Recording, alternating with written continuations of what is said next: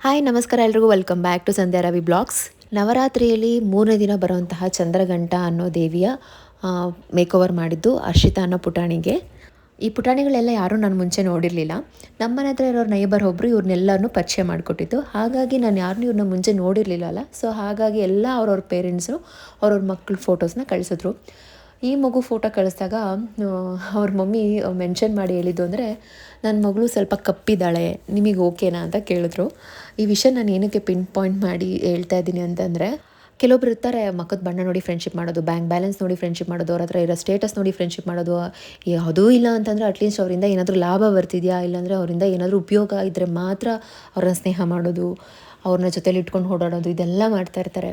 ಆದರೆ ಅದೆಲ್ಲ ಕ್ಷಣಿಕ ಅಷ್ಟೇ. ಸುಮಾರು ದಿನ ಅಂಥ ಸ್ನೇಹಗಳೆಲ್ಲ ಉಳಿಯಲ್ಲ. ಅದರಲ್ಲಿ ಸ್ವಾರ್ಥ ಇರುತ್ತೆ ಹೊರತು ನಿಷ್ಕಲ್ಮಶ ಪ್ರೀತಿ ಆಗಲಿ ಸ್ನೇಹ ಆಗಲಿ ಯಾವುದೂ ಇರೋದಿಲ್ಲ. ಹೊರ ಪ್ರಪಂಚಕ್ಕೆ ಕಾಣೋ ಬಣ್ಣದಕ್ಕಿಂತ ನಮ್ಮ ಒಳ ಮನಸ್ಸಿನ ಬಣ್ಣ ತಿಳಿಯಾಗಿರಬೇಕು, ಅಂದರೆ ಪರಿಶುದ್ಧವಾಗಿರಬೇಕು, ನಿಷ್ಕಲ್ಮಶವಾಗಿರಬೇಕು. ಹಂಗಂತ ಹೇಳ್ಬಿಟ್ಟು ನಾವೆಲ್ಲ ಮನುಷ್ಯರೇ, ಎಲ್ರಿಗೂ ಸ್ವಾರ್ಥ ಅನ್ನೋದಿರುತ್ತೆ, ಆಸೆ ಅನ್ನೋದಿರುತ್ತೆ, ಆಕಾಂಕ್ಷೆ ಅನ್ನೋದಿರುತ್ತೆ, ನಾವು ಮುಂದೆ ಬರಬೇಕು ಅನ್ನೋದಿರುತ್ತೆ. ಆದರೆ ಅದನ್ನು ತುಂಬ ಅತಿ ಸ್ವಾರ್ಥದಿಂದ ನಾನು ಮಾತ್ರನೇ ಚೆನ್ನಾಗಿರಬೇಕು, ನಾನು ಮಾತ್ರನೇ ಮುಂದೆ ಬರಬೇಕು ಅನ್ನೋದು ಇರುತ್ತಲ್ಲ, ಅಂಥವ್ರು ಎಷ್ಟೇ ಸುಂದರವಾಗಿದ್ರು, ಎಷ್ಟೇ ಬೆಳ್ಳಗಿದ್ರು ಏನೂ ಪ್ರಯೋಜನ ಇಲ್ಲ. ಅಲ್ಲಿ ಬೇಕಾಗಿರೋದು ಒಳ್ಳೆ ಮನಸ್ಸು. ಅದು ಬೆಳ್ಳಗಿರೋರಾದರೂ ಆಗಲಿ ಕರಗಿರೋರಾದರೂ ಆಗಲಿ, ಮನಸ್ಸೊಂದು ಚೆನ್ನಾಗಿದ್ದರೆ ಎಲ್ಲಿ ಬೇಕಾದ್ರೂ ಸರ್ವೈವ್ ಆಗ್ತೀವಿ. ಸೊ ನಾನು ಅವ್ರ ಫೋಟೋ ನೋಡಿದ ತಕ್ಷಣ, ಮಗು ಫೋಟೋ ನೋಡಿದ ತಕ್ಷಣ ಹಿಂದೆ ಮುಂದೆ ಟು ಬಿ ಫ್ರ್ಯಾಂಕ್ ಏನೂ ಯೋಚನೆ ಮಾಡಲಿಲ್ಲ. ನನಗೆ ಬೇಕಾಗಿರೋದು ಇಷ್ಟೇ, ಸ್ವಲ್ಪ ಆ್ಯಕ್ಟಿವ್ ಆಗಿರಬೇಕು, ಅಟ್ಲೀಸ್ಟು ಪೋಸಸ್ ಕೊಡೋ ಅಷ್ಟು, ಫೋಟೋಗೆ ನಿಂತ್ಕೊಳ್ಳೋ ಅಷ್ಟು ಕೇಪಬಲ್ ಇದ್ದರೆ ಸಾಕು. ಅದು ಬಿಟ್ಟರೆ ಸ್ವಲ್ಪ ಎಕ್ಸ್ಪ್ರೆಷನ್ಸ್ ಕೊಡೋ ಅಷ್ಟಿದ್ರೆ ಸಾಕು, ಇನ್ನೇನು ಬೇಡ ಅಂತ ಕೇಳಿ ನಾನು ಹಿಂದೆ ಮುಂದೆ ಏನೂ ಯೋಚನೆ ಮಾಡಲಿಲ್ಲ. ಅವಳು ಲಕ್ಷಣವಾಗಿದ್ದಾಳೆ. ಮಾಡ್ತಾ ಮಾಡ್ತಾ ಮಾಡ್ತಾ ಎಷ್ಟು ಚೆನ್ನಾಗಿ ಕಾಣಿಸ್ತಿದ್ಲು ಅಂತಂದರೆ ತುಂಬ ಚೆನ್ನಾಗಿ ಕಾಣಿಸ್ತಿದ್ಲು.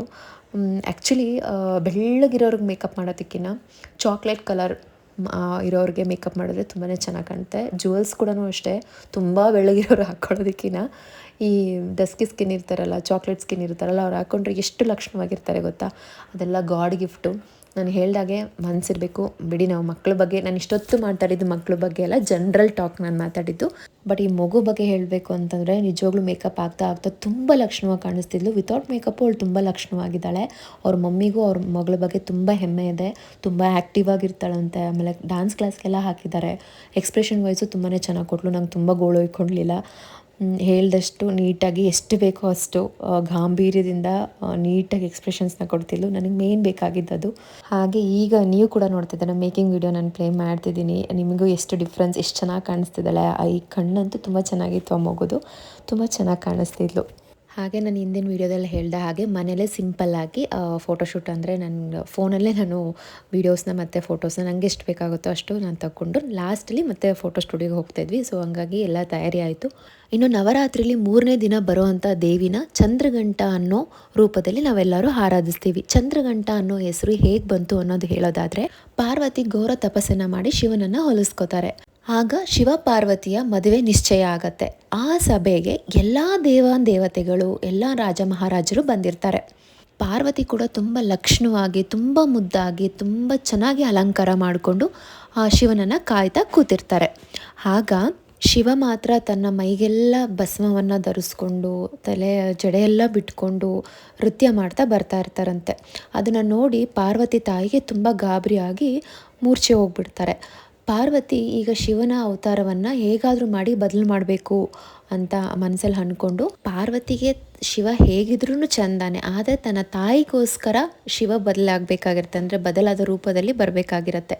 ಹಾಗಾಗಿ ಅದನ್ನು ಮನವರಿಕೆ ಮಾಡ್ಕೊಳ್ಳೋಕ್ಕೋಸ್ಕರ ತಾಯಿ 10 ಕೈಗಳು, 3 ಕಣ್ಗಳು ಮತ್ತು ಎಲ್ಲ ಕೈಯಲ್ಲೂ ಒಂದೊಂದು ಆಯುಧಗಳನ್ನ ಹಿಡಿದು ತುಂಬ ಸುಂದರವಾಗಿ ಶಿವನ ಮುಂದೆ ಕಾಣಿಸ್ಕೋತಾರಂತೆ. ಆಗ ಶಿವನು ಸ್ಫೂರ್ತಿಗೊಂಡು ಒಳ್ಳೆ ಸುಂದರವಾದ ವರನ ಹಾಗೆ ಪಾರ್ವತಿ ಮುಂದೆ ಕಾಣಿಸ್ಕೋತಾರಂತೆ.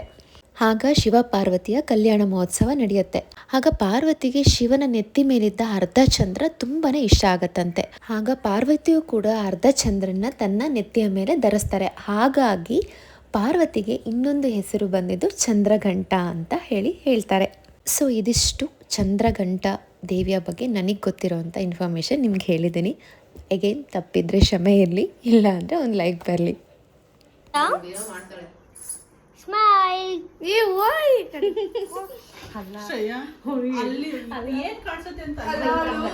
ಮೇಲ್ಗಡೆ ಹಾಯ್. ಸೊ ಇದಾಗಿತ್ತು ಚಂದ್ರಘಂಟ ದೇವಿಯ ಫೋಟೋಶೂಟ್. ನಿಮಗೇನಾದರೂ ಈ ವಿಡಿಯೋ ಇಷ್ಟ ಆಗಿದ್ರೆ ಪ್ಲೀಸ್ ಲೈಕ್ ಮಾಡಿ, ಶೇರ್ ಮಾಡಿ, ಕಮೆಂಟ್ ಮಾಡಿ ಅಂತ ಹೇಳ್ತಾ ನೆಕ್ಸ್ಟ್ ಇನ್ನೊಂದು ಪುಟ್ಟ ದೇವತೆ ಜೊತೆ ಮತ್ತೆ ಇನ್ನೊಂದು ವಿಡಿಯೋದಲ್ಲಿ ಸಿಗ್ತೀನಿ. ಅಲ್ಲಿವರೆಗೂ take care, bye, see you, thanks for watching.